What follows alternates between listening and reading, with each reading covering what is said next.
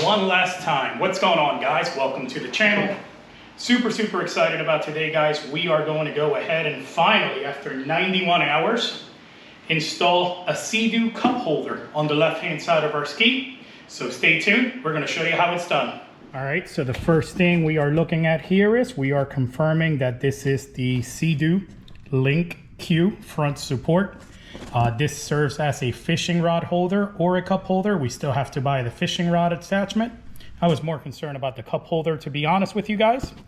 Then you're also going to have to purchase the cup holder kit, also available at SeaDoo.com.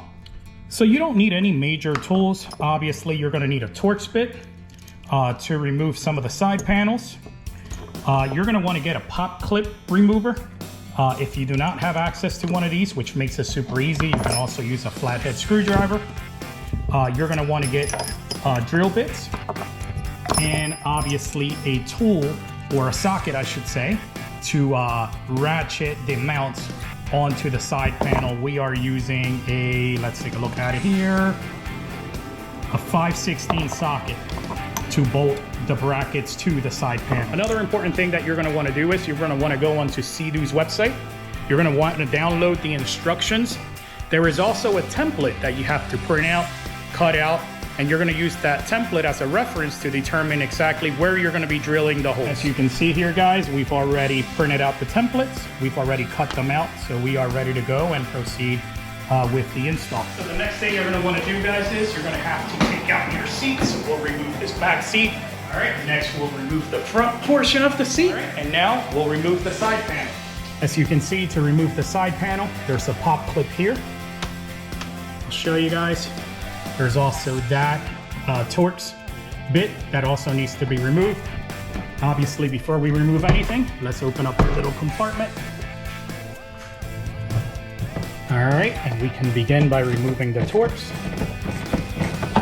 All right, next we'll remove the pop clip. Guys, you could use a screwdriver. I prefer to use the remover as it is plastic and it ensures that you won't scratch, this panel here. Next, what you want to do is you're going to want to lift up from here, and then you're going to want to have to like pull back a little, ever so slightly on the top to get it to clear. And that's it. We have our panel fully removed. All right, guys, next thing you're going to want to do is you're going to want to take your little templates and you want to put them into position. That way you know exactly where to drill. The interesting thing about this, guys, is even though it told me to print out this template, I've noticed that there's some markings already on the existing panel indicating exactly the areas where you need to drill. Not sure if that's every model or if it's just this 2022 RXTX. So again, you may or may not have to print out the template. I'm going to go ahead now and I'm just going to remove the template because I could see exactly where I need to drill right on the panel itself. All right, guys, so next we'll begin to drill. Go right in here, we'll do this one first.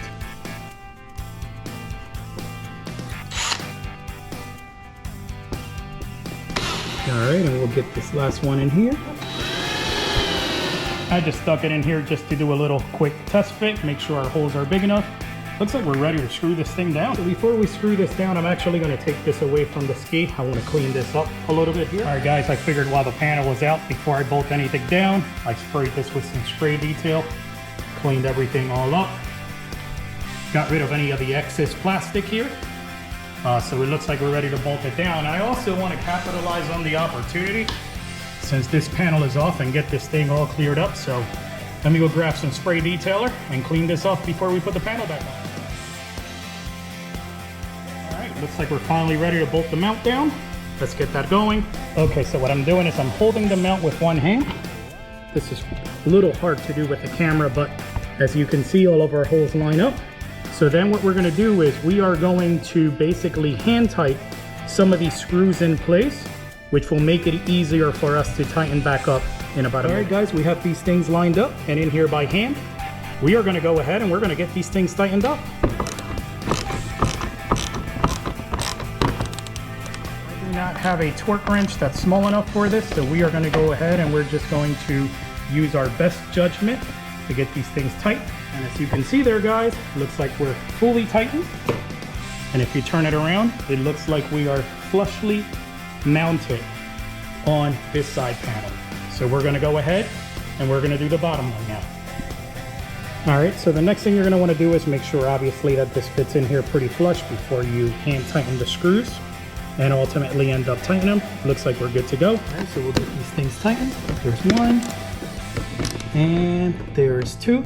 Looks like we're ready to put this panel back on. So I'll show you guys, there's like a little groove in here. You gotta get this little piece here inside that groove first. So we're gonna go in here, make sure that's in. Okay, that's perfect. Then we're gonna get it back in here in place. There we go. We are fully in place. Clip in place. And as far as I can tell, we are good to go. Guys, as you can see, this portion here of the bracket, the bottom and here, this is for our rod holder. We're probably never going to buy it or use it. So what we can do next is we're just gonna clip our little cup holder to the top here. And there you have it. This is gonna be life-changing.